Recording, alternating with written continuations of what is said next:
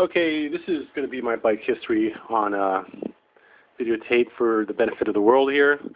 So this is my first bike. I guess it's 1985 Suzuki GS550E.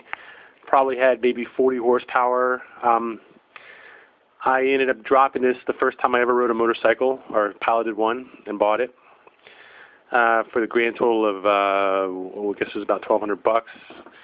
I put another 25,000 on it after getting it fixed up again and riding it for 2 years through the winters and summers and all. And it was a good bike, but came a point where it was time to upgrade. So after long deliberation, put together some money, about $2,500 worth, went out and bought a brand new GPZ 550. And my first ride was on that bike that night, about 200 miles out, trying to break it in. Ended up riding that bike for about 2.5 years, sort of burning the motor out, buying a new one. But while I was riding that, a friend of mine at work had a little domestic issue, and she came into a relatively decent GPZ 1100, which I helped her get back on the road again. This isn't the exact bikes, but they look very much like what I was riding. Same color and everything. And in the course of time, I met someone who worked at a bike shop, a bicycle shop, who had found one of these, the original, not VFR, but not with the shotgun seat, but with the regular seat. Let me ride this for a couple hours. I was pretty impressed. I also got a chance to ride the VFR 500 for a while. Another guy I knew had one of these. It's a very impressive bike for a small size, very lightweight, nice fat torquey motor. A friend of mine fell asleep riding this by about 65 miles an hour one night in a beltway. So I ended up, after all that, taking a break from riding for about 10 years, and then circumstances came to the point where between my work and where I was living, I needed another bike. So I ended up buying a bike just like this, although it no longer looks like that. Out of curiosity, given the size and weight of the bike and the power, I ended up wanting to take a look at the FC750R, sorry. So I rode up to take a look at one night, swapped bikes with a guy for a while, and got a chance to ride his, and I was fairly confident with my purchase after that. So the thing about it was my bike is about 30 years old, so I wanted to see what I was missing with the newer bikes before I dropped, 5, 6, 7, 8, 9, 10 grand a new bike. So I went to my first demo, a Yamaha demo. First bike I got to ride was the R6. Rode that. It's a very unsettling ride. It's very, very eager to change directions, very unstable. Unlike the R1, which rides sort of like a train on rails. The only thing I really don't like about the R1 is the low in power is just kind of funky below 4K. And I've ridden it many times. Every model's had the same version, same problem.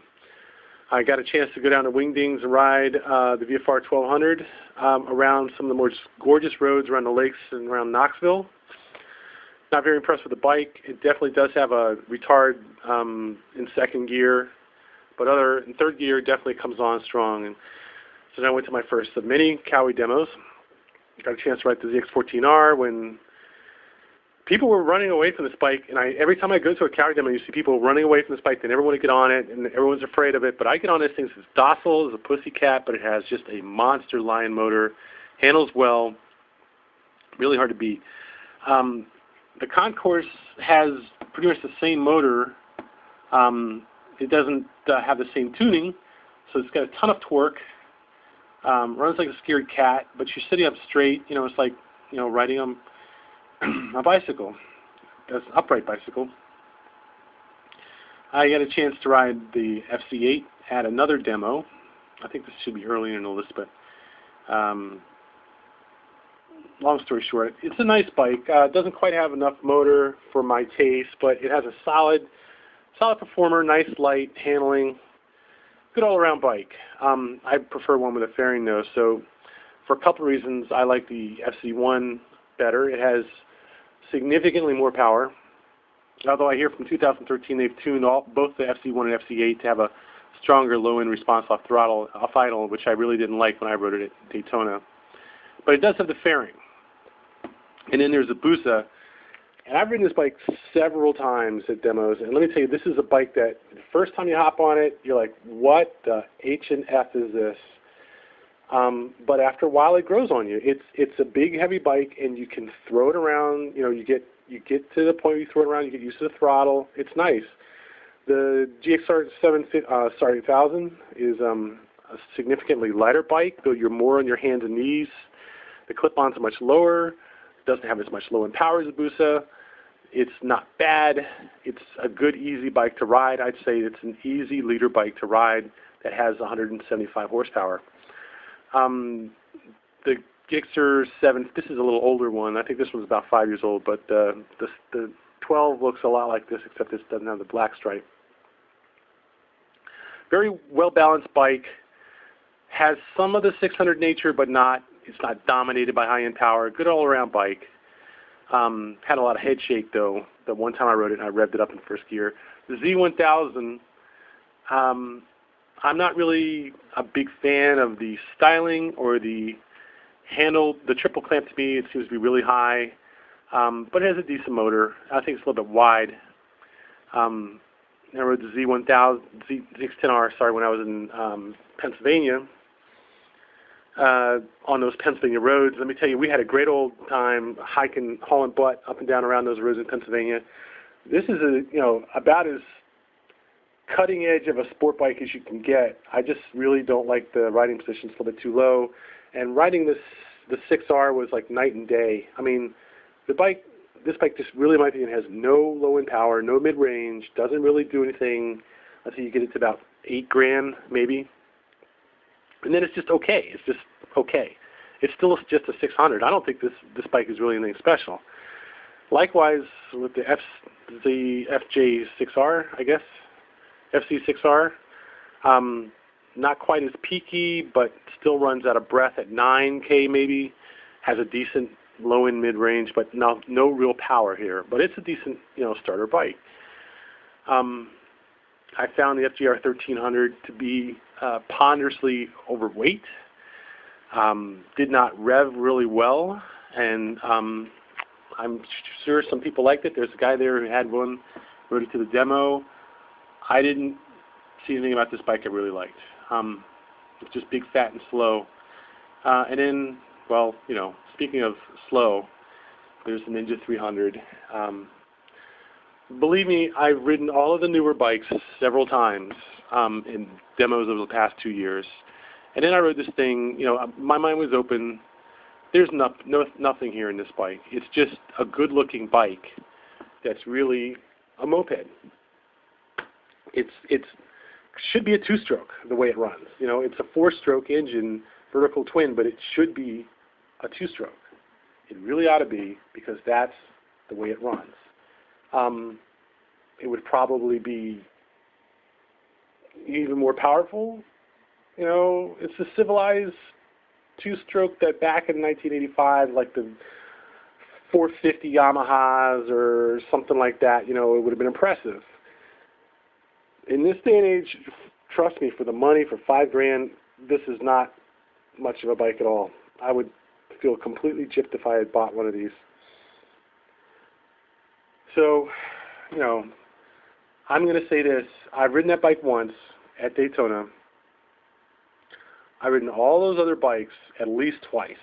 Mainly, Concourse once, the Gixxer 750 once, the FJR 1300 once, the VFR 1200 once. Obviously, the bikes that were someone else's bikes, I've only ridden them once. But a lot of the demo bikes, the other demo bikes, I've ridden them at least twice, 3 times, 4 times, some of them,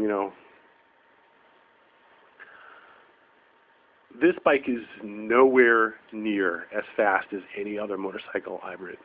That's all. I think my first bike would beat it. That dog slow, it wasn't dog slow. It was slow. It wasn't dog slow. My Suzuki 550, my 35-year-old Suzuki 550 would probably give this bike a really good run for its money, if not a spanking. I'm not going to get into it beyond that.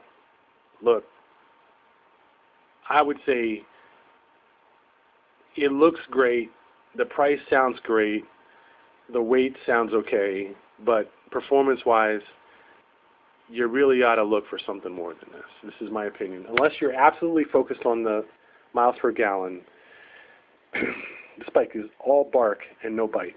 That's all I'm going to say.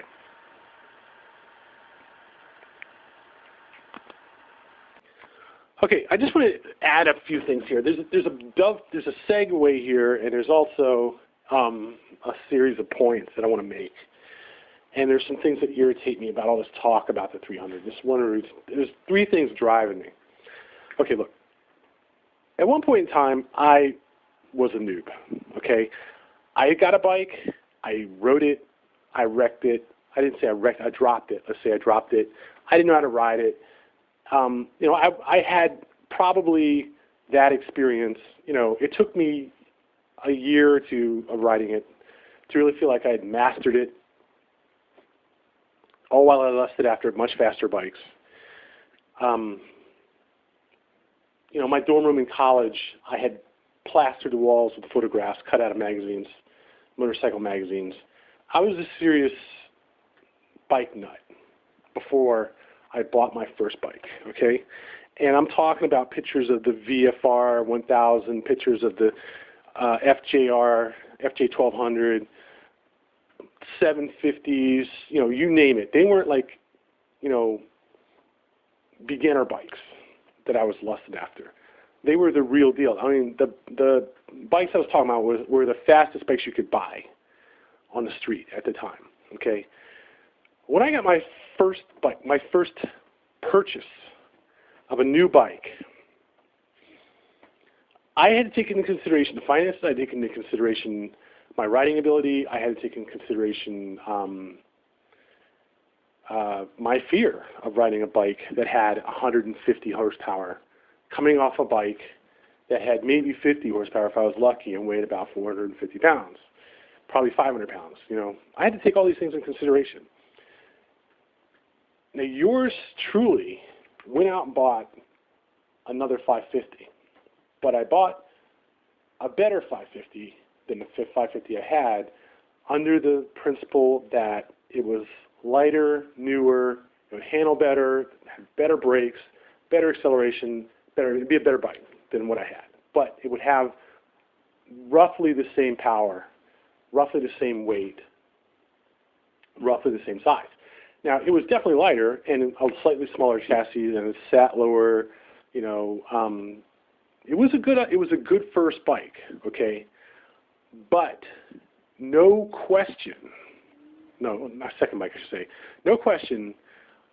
Very quickly, I felt that I had mastered the power, if not the handling, certainly the power of the motorcycle. Okay.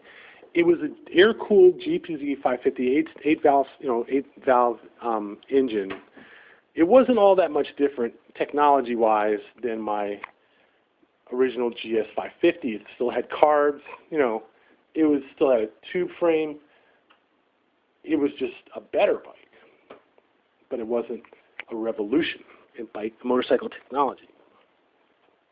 Okay, and what I'm trying to steer or convince or illustrate, I'm not sure how, is this massive wave of nonsense about how the Ninja 300 is a great first bike.